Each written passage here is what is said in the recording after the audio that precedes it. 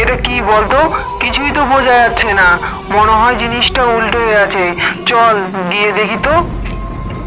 তারপর ভল্টু আর সুনীল মিলে গাছের গোড়ায় আটকে থাকা সেই অজ্ঞাত জিনিসটাকে সোজা করতেই তারা তিনজনে ভয়ে আটকে গিয়ে।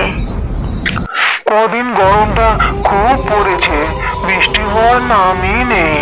আর এই গরমে মাথায় নারকেল তেল দিয়ে 2-3 বার ডুব না দিলে মনেই ভরে না। জঙ্গলের প্রান্তে দামোদর শীতল জলে চান করবো ভালো করে গা ডুবিয়ে। এই কথা বলে ভোলা জঙ্গলের পথ ধরে দামোদর নদীর পুরনো সানবাঁধা ঘাটে এসে দাঁড়ায়। কি নাকি সেই গুজবের জন্য গ্রামের কোনো লোকই এখানে চান করতে আসে না। তো ভালোই হয়েছে, এমন সুন্দর নির্জন ঘাটে স্নান করার আনন্দটাই আলাদা। তারপর ভোলা দামোদর শীতল জলে স্নান করতে লাগে। 2-1 বার ডুব দেওয়ার পর তার বুকটা হঠাৎ খ্যাক করে ওঠে। ওরে বাবা, এটা আবার কি ছিল? আমার গা থেকে দুটো বেগে হঠাৎ কি এটা চলে গেল। তখনই ভোলা তার সামনে 2-3টি রুই মাছকে লাফিয়ে উঠতে দেখতে পায়। আর তার পাশেই দেখে কিছুটা অংশ জুড়ে জল থেকে বুদ বুদ করে উঠছে। ও, এটা তাহলে মাছ ছিল। এমন শীতল স্থির জলে মাছ থাকবে না তো আর কি থাকবে? আমার সব ভুল চিন্তা ধারণা। এই কথা শেষ হতেই ভোলা হঠাৎ লক্ষ্য করে সেই বুদবুদ জায়গাটা দিয়ে লাল রক্ত উঠে আসছে, আর নদীর শান্ত শীতল জলটা ধীরে ধীরে লাল হয়ে যাচ্ছে। এই দৃশ্য দেখে ভোলা যেই শান বাঁধানো ঘাটের দিকে এগোতে যায়, ঠিক সেই সময় ভোলার শরীরটাকে টেনে হিচড়ে নদীর দিকে নিয়ে চলে যায়। লোকটা কতক্ষণে স্নান করতে গিয়েছে, কত করে বললাম লোকটাকে নদীর পুরনো ঘাটে স্নান করতে যেও না, ওই দিকটা ভালো নয়, আর কিছুতেই কথা শুনলো না। এখন ভাত ডাল মাছ ভাজা সব ঠান্ডা হয়ে যাচ্ছে, যাই আমি বরং যেয়ে ডেকে নিয়ে আসি।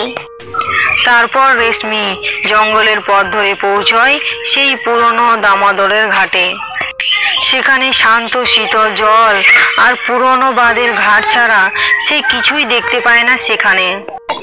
লোকটা কোথায় স্নান করতে গেল কে জানি, বললো তো নদীর পুরনো ঘাটেই স্নান করতে যাব, তাই কোথায় তিনি? যাই গ্রামের বাকি পুকুরগুলোতে দেখে আসি। গরমে ছুটি পড়েছে, না স্কুল যাবার তারা, না পরীক্ষার চিন্তা। আজ তো আমরা মন ভরে নদীর জলে স্নান করব। চল চল তাড়াতাড়ি চল। তুই ঠিকই বলেছিস বল্টু, আজ তো স্কুলে যাবার তাড়া নেই, আজ আমরা অনেকক্ষণ চান করব। ইয়ে, বিনগ্রামের ছেলেরা স্কুলের গরমের ছুটিতে রোজই দামোদর নদীতে স্নান করতে আসে। তাদের সাঁতার কাটা ডুব দেওয়া যেন শেষই হয় না। ঘন্টাখানিক নদীর জলে দাবাদাবি না করলে যেন তাদের মনই ভরে না। নদীর জলে আমাদের একা একা সাঁতার কাটতে ভালো লাগছে না, আমরা বরং চল ওই তাল গাছ থেকে ঝাঁপ দেই। এই কথা বলতেই তারা নদীর পাড়ে এক এক করে লাইনে দাঁড়ায়। প্রথমে ভল্টু হেলানো তাল গাছের উপর দাঁড়িয়ে নদীতে ঝাঁপ দেয়। প্রথমে সুনীল, তারপরে লালটু এক এক করে নদীতে ঝাঁপ দিয়ে সাঁতার কাটে। এরা বেশ কিছুক্ষণ সাঁতার কাটার পর ভল্টু দূরে একটা কিছু দেখতে পায়। এই তোরা কি কিছু দেখতে পেয়েছিস? দেখ তো, ওই দূরে গাছের গোড়ায় কিছু যেন একটা আটকে রয়েছে। চল তোর সাথে গিয়ে দেখি একবার। তারপর তারা তিনজন মিলে সাঁতার কাটতে কাটতে সে গাছের গোড়ায় এসে দাঁড়ায়। এই বলতো এটা কি? কিছুই তো বোঝা যাচ্ছে না রে, মনে হয় জিনিসটা উল্টে করে রয়েছে। চল আমরা সোজা করে দেখি। তারপর ভল্টু আর সুনীল মিলে গাছের গোড়ায় আটকে থাকা অজ্ঞাত জিনিসটাকে সোজা করে দেখে তারা তিনজনে আটকে গিয়েছে। আর দেখে একটা মৃত মানুষের দেহ, তার গোটা শরীরে যেন বিভিন্ন জায়গায় মাংস ছিঁড়ে ছিঁড়ে খেয়েছে। ওরে বাবা রে, তাড়াতাড়ি চল এখান থেকে, এখানে আর এক মুহূর্ত দাঁড়া যাবে না। এই যে নদীতে ভেসে আসা মরা মানুষ। তিন বন্ধু মিলে তাড়াতাড়ি সাঁতার কেটে নদীর জল থেকে উপরে উঠে গ্রামের দিকে কাঁদতে কাঁদতে ছুটে যায়। তখন পটলা জেলে বাচ্চাদের ছুটে আসতে দেখে থামায়। তোদের কি হয়েছে রে? তোরা তিনজন মিলে কাঁদতে কাঁদতে নদীর জল থেকে ছুটে আসছিস কেন? কাকা, নদীর পাড়ে একটা গাছের গোড়ায় মরা আটকে আছে গো। বলছিস কি গো? আচ্ছা ঠিক আছে, তোরা এখন বাড়ি যা, আমি দেখছি। এরপর পটলা জেলে লোকজন সঙ্গে নিয়ে নদীর পাড়ে এসে সে গাছের কাছে দাঁড়ায়। এর মুখটা তো ভালো করে চিনা যাচ্ছে না রে, চল আমরা লোকটাকে উঠিয়ে পাড়ে তুলে আনি। তারপর পটলা আর একজন লোক মিলে নদীর জলে ভেসে থাকা লোকটিকে পাড়ে তুলে নিয়ে আসে। দেখে তো আমাদের গ্রামে মনে হচ্ছে না, মনে হচ্ছে পাশের গ্রাম থেকে ভেসে এসে আটকে গিয়েছে। পটলা, তুই এক কাজ কর, গ্রামে আশেপাশে লোকদের খবর দে, আর রাহুল আর মনীষ তোরা গিয়ে তাড়াতাড়ি পুলিশদের খবর দে। মানুষটাকে এভাবে খাবলে খাবলে খেয়েছে কে জানে, আর আমার বুকের ভেতরটা যেন কেমন কেমন করছে। খবরটি লোক মুখে গ্রামে গ্রামে ছড়িয়ে পড়ে, আর এই কথা রেশমির কানে আসতেই সে পাশের গ্রামে ব্যাকুল হয়ে ছুটে যায়। সে নদীর পাড়ে যেতেই দেখতে পায় যে কিছু লোক ভিড় করে দাঁড়িয়ে রয়েছে। তারপর রেশমি মৃতদেহটির মুখের দিকে তাকিয়ে কান্নায় সে ভেঙে পড়ে। কি হলো গো তোমার? তোমাকে বারবার বারণ করেছিলাম যে ওই নদীর পাড়ে স্নান করতে যেওনি, যেওনি। ওই ঘাট তো বিষাক্ত ঘাট, আমার কোনো কথা শুনলে না, কথা কার্য করে চলে গেলে। গো আমার কি হবে গো? আমার কি সর্বনাশ হলো গো? তারপর সেখানে পুলিশ এসে ভোলার মৃতদেহটি গাড়িতে নিয়ে সেখান থেকে চলে যায়। এরপর বিকেল পেরিয়ে সন্ধ্যা নেমে আসে। আর যদি তোরা ওই নদীর ঘাটে স্নান করতে যাস না, 50 ঘাট বেতের বাড়ি তোদের পিঠে পড়বে, মনে থাকে যেন। না না মা, আমরা ওই মুখে তো কোনোদিনও হব না। তার থেকে ভালো আমরা বন্ধুরা মিলে আমাদের পুকুরে ঘাটে স্নান করব। রাতের খাবার শেষ করে রীতা, ভল্টু আর তার মা ঘুমিয়ে পড়ে। পরের দিন সকালে রীতা ভল্টুকে বলে, এ ভাই, নদীতে ছিপ ফেলতে যাবি? নদীতে অনেক পুঁটি মাছ হয়েছে, চল না রে, দুজনে মিলে গিয়ে ছিপ ফেলি। দুপুরে গরম গরম পুঁটি মাছ ভাজা দিয়ে ভাত খাবো। ঠিক বলেছ। হ্যাঁ দিদি, চল আমরা দুজন ছিপ নিয়ে যাই। মা তো নদীতে স্নান করতে বারণ করেছে, কিন্তু ছিপ ফেলতে তো বারণ করিনি।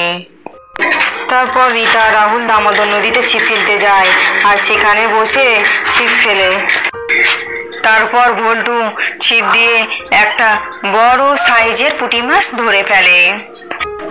দেখলি দিদি, আমি টোপনা ফেলতেই একটা বড় সাইজের পুঁটি মাছ ধরে ফেললাম। আমার থেকে ভালো কেউ মাছ ধরতে পারে না। তুই চুপ কর তো, খালি বড় বড় কথা। রীতার কথা শেষ হতেই রীতার ছিপটা হঠাৎ খুব জোরে টেনে ধরে। রীতা তার ছিপটাকে যেন টেনে ধরে রাখতেই পারছে না। মনে হচ্ছে ছিপে কোনো পুঁটি মাছ নয়, রাঘব বল টোপ খেয়েছে। ভাই, আমি ছিপটাকে টেনে ধরে রাখতেই পারছি না, মনে হয় সুতাটা ছিঁড়ে পালিয়ে যাবে মাছটা। রীতার কথা শেষ হতেই রীতার ছিপের দড়িটা আচমকা জোরে টান পড়ে, আর সাথে সাথেই রীতা নদীর জলে পড়ে যায়। আর কে যেন রীতার জলের নিচ থেকে পাটাকে টেনে ধরে রাখে।